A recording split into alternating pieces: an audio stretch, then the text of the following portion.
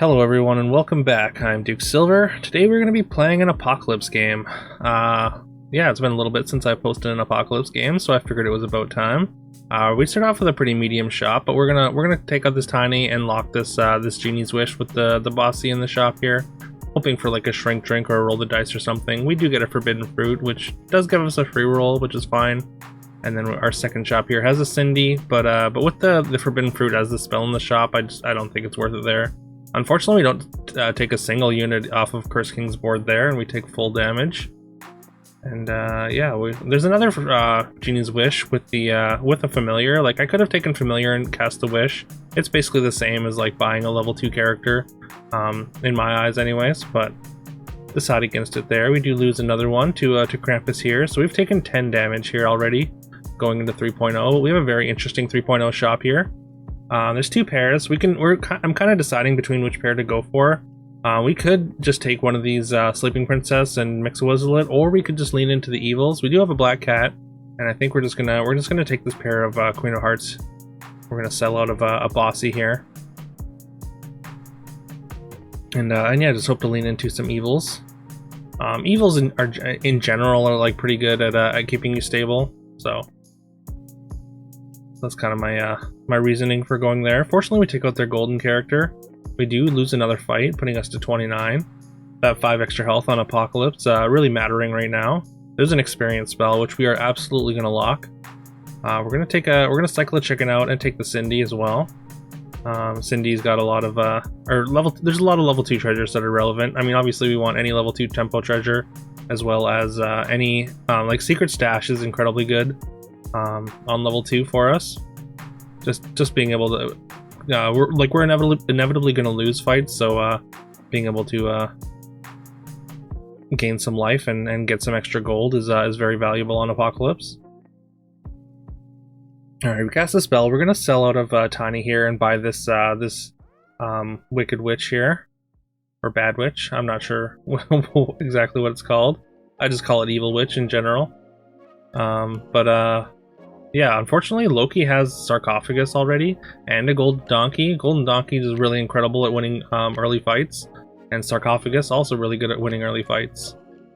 And yeah, apparently Loki is an emoter, so we're just gonna mute that for now.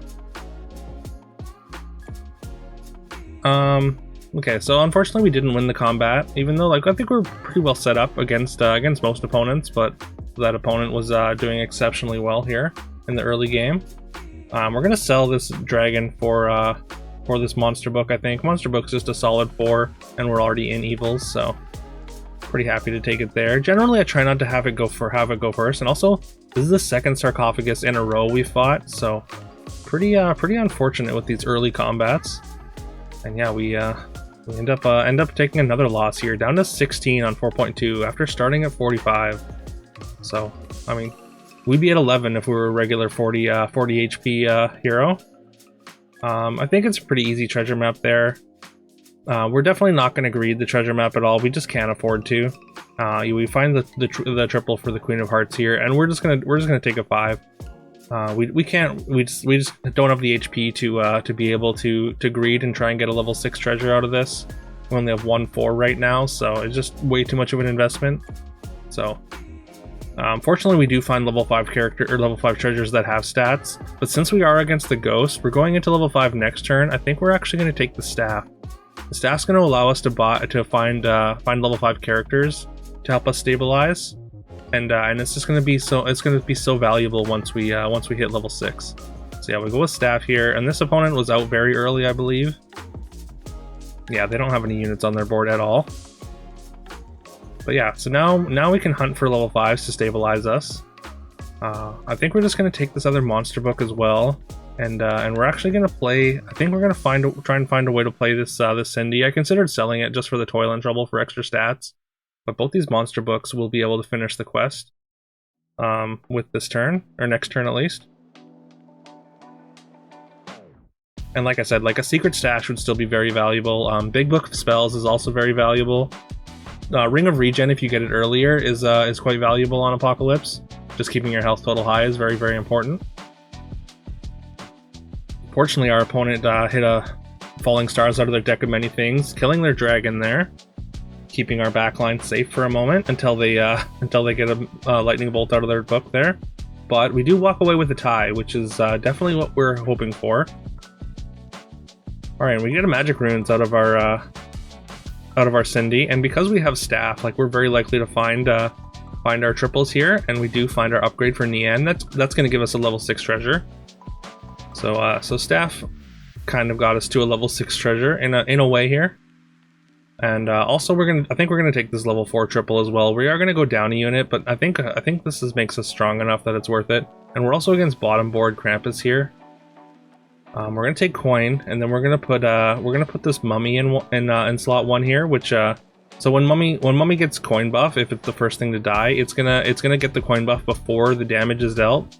So yeah, as long as mummy is the first thing to die, then I mean, it's not, but as long as it is, then it's going to deal 4 extra damage anyways from the coin buff. It doesn't even die at all this combat, but if it had, anyways, that was the interaction. And we find our experience spell on 5.2 here, so we can sell out of everything and then gain 5 from our golden Nian there. And yeah, this one of the reasons we took coin as well is just in case we got into a good boy comp, which we seem to be immediately into one, because obviously coin is very solid with good boy. Excuse me. I'm gonna sell for this River Wish just to put behind our Empress P here, and I mean if it can get a Slayer too, then that'd be fine. We're definitely okay with that. Unfortunately, we do not get the slay there. And yes, this is another sarcophagus. This is a third sarcophagus player in the lobby here. And unfortunately, it's Tiger. So Tiger makes even better use of sarcophagus than those other opponents did. And yeah, manages to beat our level 6 transformed board. Fortunately, we've gained a couple life, or we gained some life from the end there. I was considering taking these River Wishes, but I think we just need better stats. We need a better support to put behind this Empress P. We turned into Sadrak because, I mean, we need to go first with this good boy to get the stats onto the rest of our board. And yeah, this Nutcracker definitely not really doing anything here. We are going to take Green Knight over the second P first, and play both Echo Woods here. And yeah, since we're Sadrak, we can I feel more comfortable playing the Echo Woods as soon as we get the attack and good boy stats, and they just get almost instantaneous stats. Like leaving Echo Wood exposed without being able to guarantee your first attack is a little bit sketchy, but it works out here. And the Echo Woods get pretty large, even with only our 4 good characters, but the P transferring stats to the Boomhilda anyways. All right, we get an Embiggening Stone out of our Herc treasure here, which I think is the right play. I mean, we still have a lot of things to buy on the board, so we pick up a P with an extra +10/+10. I considered getting this Lance, but there's not too many other 5s that I really want to prioritize anyways. I mean, like Ambrosia or Hand of Midas would be alright. Hand of Midas, I mean, we still have to invest resources afterwards. We have to find a 6 or a character that we want a golden. So that's kind of lower on my priority list there. All right, we get those good boy stats. Obviously, we get the first attack, and opponent has added a mirror to their sarcophagus board here. They've got a pumpkin in the back. Fortunately, the front row, not exactly the greatest mirror setup, so that's fortunate for us. And this spear really doing work and allowing us to keep ahead of the sarcophagus damage.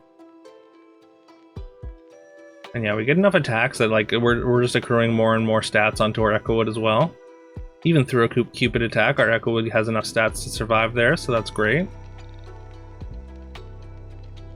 And yeah, even through 2 Cupid attacks, we managed to get the win. We dropped Horde Dragon to 1. Obviously, we'd rather knock them out there, but unfortunately, that's just not an option. All right, we're gonna pick up a Mimic for our stats here. I mean, Mimic with Embiggening Stone is great. We still we still have good boys to buy. We still have a lot of different things that we can add to our board. I think adding I think we're gonna get out of either Green Knight or Boomhilda, or Lady of the Lake. Probably Green Knight, and we're gonna play the other Echo still. Just because, well, actually, we could definitely just play the good supports because we have the double spear now with the first attack. The good boy should get enough attack for it to be a good enough stats anyways, so we can kind of cut the Boomhilda just in case. Just in case the P stats get a little bit unreliable and we end up with a kind of very small Boomhilda. Obviously, P and Good Boy in general pretty susceptible to scams, so it's good to kind of have a plan for if they get scammed anyhow. All right, we managed to beat the Celestial Tiger, but they did have a Holy Grail, so they are going to be very formidable next time we see them.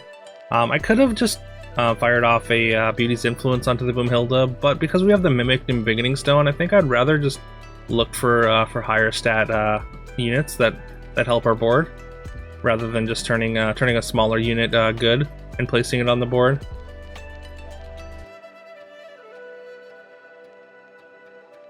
Alright, we find another good boy, which is a 22-22, which is fantastic. We're just going to bank a gold here and free up a shop slot just in case something relevant forms there. And this Geppetto board is honestly pretty weak in general. No Bearstein yet, and they have Copycat in front of Baby Bear and Three Big Pigs here, which is again not exactly the most formidable thing ever. They generally won't have board space for that to like really do much. But yeah, their summoning portal stats just aren't nearly enough to keep up with our good boy stats here. And that's before we added the bigger good boy.